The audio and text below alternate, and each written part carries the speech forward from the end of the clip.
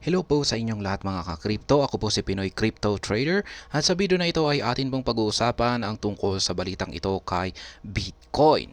Yan, sabi dito ay Bloomberg analyst. Isa pong analyst ang nakapagsabi na ang Bitcoin era of huge swing over. Yan, tapos na raw yung malalaking swing or yung galaw ni Bitcoin. Sabi dito as volatility declines. Yung volatility po yung galaw yan ay yan nanghihina na yan, or yung volatility ay pabagsak, yan bumabagsak yung parang yung market trend yan po pala yung volatility declines ay pabagsak siya ngayon at mapapansin po natin yan, i-check po natin mamaya sa chart. Ayan, at bagsak po talaga si Bitcoin. Kaya yan po yung nakaapekto sa lahat ng mga cryptocurrencies. Majority of cryptocurrencies ay sumusunod po sa galaw ni Bitcoin. Kaya yan, maging yung pagbagsak ni Shiba Inu, yan, yung mga Shiba Inu tokens na katulad ni Bone, ayan, ay alam naman po natin na nagkaroon siya ng technical issue. Ayan, at sumasabay pa ito yung pagbagsak ni Bitcoin ay talagang malakas yung puwersa ng mga bearish. Ayan, sinamahan pa ng FUD or Fear, Anxiety, in Doubt at ayan na nga, talagang todo ang pagbagsak ni Shiba Inu. Yan, pero yung focus natin po sa balitang ito ay yung kay Bitcoin. Kaya yan, ano nga ba ang dahilan kung bakit nasabi ng analyst na tapos na yung mga huge swing ni Bitcoin? At yan, ipabagsak naman yung sunod na galaw nito. At ayan, bago po tayo magpatuloy ay nais ko po munang bigyang linaw ang aking disclaimer kung saan ang nilalaman po ng video na ito ay hindi po ito isang financial advice. For education and information purposes lamang po ang layunin nito. Nais ko na rin pong magbigay babala na wala pong kahit anumang group chat ang Pinoy Crypto Trader. At ayan po mga ka-crypto, ang sabi dito ay Bloomberg analyst predicts end of massive price swing for Bitcoin, highlighting possible global economic reset.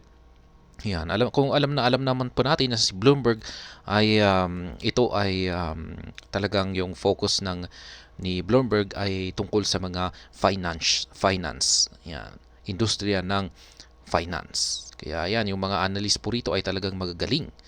Yan, nagkaroon sila ng prediction na ito na yung katapusan ng yung malalaking galaw ni Bitcoin. Yan ang kanilang sabi nino, highlighting possible global economic reset. Ayan, parang nakakatakot po yan. Kung pag sinasabi nating global economic reset, ay yan na nga, magre-reset yung lahat ng economy ng buong mundo. Nakakatakot. Kung pag nag-reset yan, ay balik po ulit tayo sa pinakaumpisa. Yan, hindi po maganda yan. After multiple weeks of passive performance, Bitcoin has dropped by over 3% in the last 24 hours. This seemingly minute price crash sent the global crypto market into a bleeding trend. Yan, kung pagtitignan po natin, ito po yung market chart. Yan, ang laki po ng binagsak nito kahapon. Yesterday candlestick po natin ito. Yan, sobrang laki. Kaya nakaapekto na rin ito kay Shiba Inu. Yan, alam naman po natin na si Bitcoin ay ang mother of all cryptocurrency, na kung ano yung kanyang galaw ay yan po yung ginagaya ng ibang mga cryptocurrency. Kaya kung pag i-check natin, kung pag bumagsak si Bitcoin at i-check natin, halos lahat ng mga cryptocurrencies ay ganito na rin yung kanilang itsura. Bumagsak na rin sila. Ayan, nagdudugo. Kung pag sinabing nagdudugo kasi kulay red yung candlestick natin dito, bumabagsak. Kaya ayan po yung nangyayari dito. At sa tingin ko, ayan na nga, nabasag pa niya yung mga minor support line natin dito. Sa tingin ko ay mukhang aabot siya dito sa 24. Ayan, 24,538 na major support line. Ayan, at hindi natin alam kung mapipigilan niya. Pero ang inaasahan natin na makakapigil sa kanyang pagbagsak ay ang ito, major support line niya dito sa 24,538. Ayan. Meanwhile, Mike McGlone, a senior macro strategist at Bloomberg Intelligence, recently weighed in on Bitcoin's overall dynamic. Yan, si McGlone. Ano kayang masasabi niya dito? Bitcoin era of huge swings over? Yan, tapos na nga ba yung malalaking galaw ni Bitcoin? In a tweet, Mark Glone highlighting that Bitcoin's era of big price jumps, either positive or negative, is likely over. Ayan, ito na raw yung katapusan ng ni Bitcoin, yung malalaking galaw ni Bitcoin. Ayan. Ito man ay umakyat or ito man ay bumagsak ay tapos na raw. Kaya hindi na raw natin ito mai-experience or mararanasan na hindi tulad ng mga nakalipas na paggalaw nito. The Bloomberg analyst particularly stated that Bitcoin's volatility was declining. According to him, the decline follows a similar pattern as other prominent assets as so far observed in 2023. Yan, kapag volatility po kasi, ang sinasabi natin dito ay yung pwersa ng galaw ng isang asset. Yan, at dito, tinutukoy dito ng volatility na ito ni Mark Glone ay yung volatility ni Bitcoin. Yan, ibig sabihin ay nanghihina na yung kanyang volatility, ay wala na itong gaanong malakas na pwersa para pagalawin ito ng malalaki. Yan, malaking pwedeng pataas, pwedeng pabagsak. Ayan. Ito po yung expose ni Mike McGlone. Yan, are big Bitcoin pumps done? Mainstream stablecoin trajectory, hashtag Bitcoin volatility is declining along with most assets and 2023. And the mainstream migration process is likely to entail diminishing risk for the crypto and limited price pumps potential divergent Bitcoin. And ayan. Sa madaling salita ay sinabi niya na nanghihina na yung market ng Bitcoin. Yan, wala nang gaanong nagkakandak ng transaction, ganyan. Kaya ito ay yung kanyang volatility ay nanghihina na. Furthermore, McGlone mentioned that the decreasing volatility was because Bitcoin has graduated to becoming a more mainstream asset accepted by institution. Ayan, nag-graduate na daw po si Bitcoin at naging isa na sa mga mainstream asset or kilala or mahalagang asset yan na ito ay tinatanggap ng iba't ibang mga institusyon, yan, mga malalaking institusyon. The analyst theorized that the situation translates to an era where investors now face less risk in buying and holding Bitcoin. Ayun na nga ang magandang nangyari dito. Kung nagiging stable na, parang nagiging much stable na po yung sinasabi ni Ginoong McGlone dito, ang Bitcoin. Yan, at kung pag stable ito ay mas nagiging less risk po ito para sa mga buyers, mga holders ng Bitcoin. Kasi kung pag masyadong very unstable siya, nag-fluctuate siya ng malalaki. Ayan, at nakakatakot po 'yan. Lalong-lalo na sa mga may sakit sa puso. Kasi yung pag nag-invest ka dito tapos bigla siyang bumagsak ng napakalaki, ay yan, syempre masyashock ka dyan, masusurpresa ka na yung meron pa nga akong nabasa na isang investor noon dito kay Facebook na nag-invest daw siya ng worth 1 million pesos na Bitcoin. Yan po yung kanyang pinasok kay Bitcoin. Tapos iyan ay pumasok siya noong umakyat yung kasi nag-FOMO siya, yung tumaas yung Bitcoin sa presyo na umabot ng $60,000 yung isang Bitcoin. Ayan, at diyan po siya pumasok.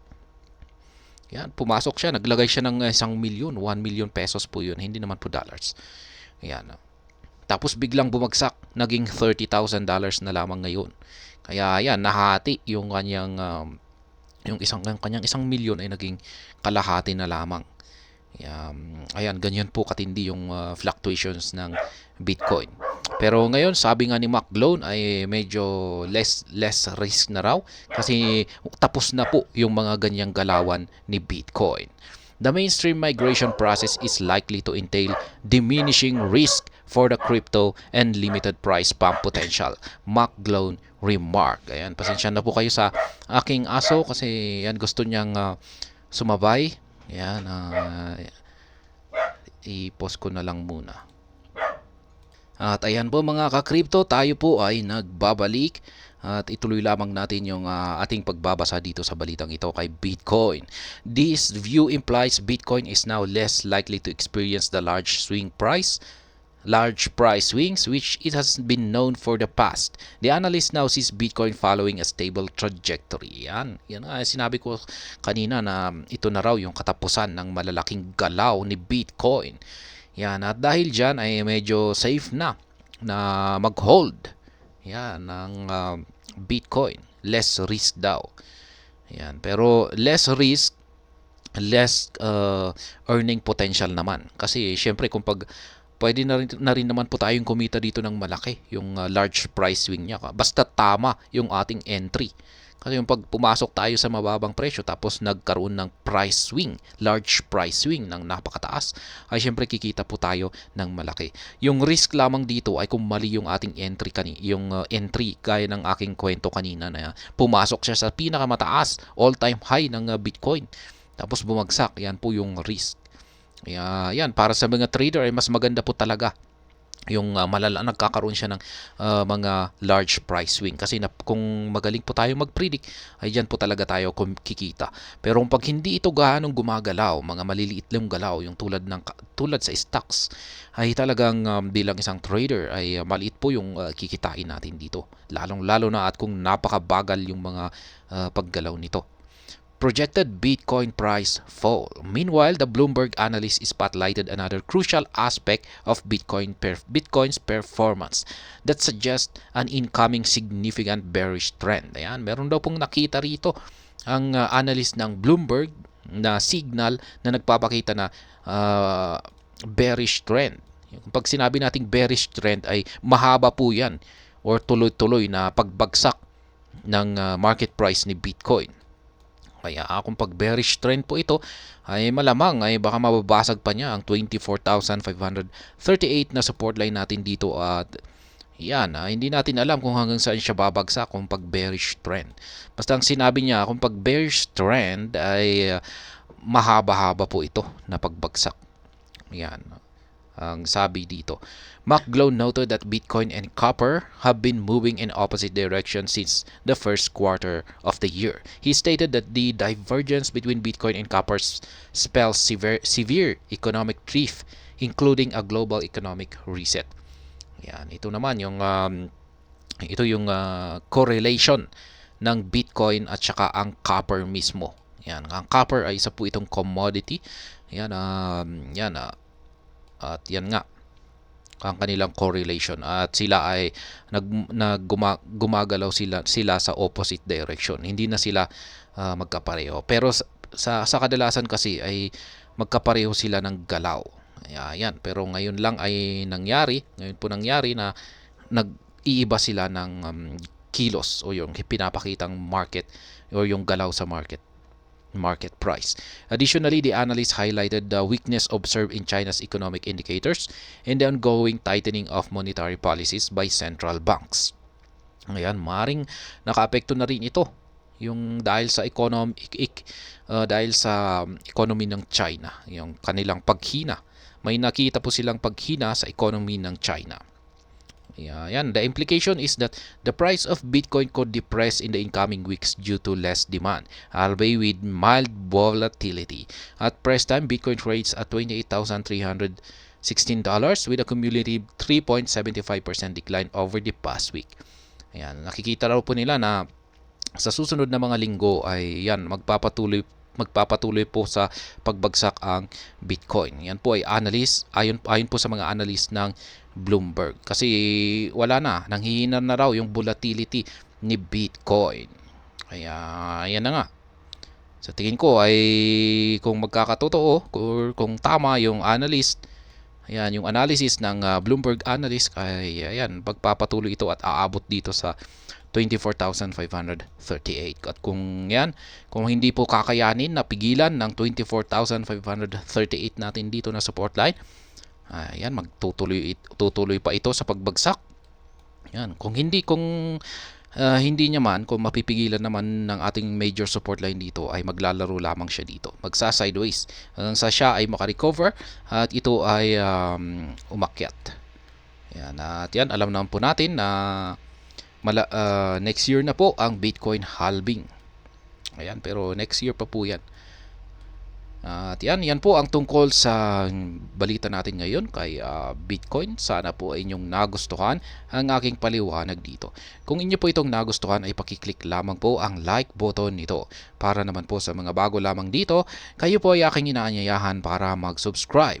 Pakiclick na rin po ang bell icon nito dahil ito po ang siyang magsisilbing notification nito sa mga bago kong videos na akin pong ina-upload sa aking YouTube channel na ito. Marami pong salamat sa panonood. Ingat po tayo lagi. At God bless po sa ating lahat.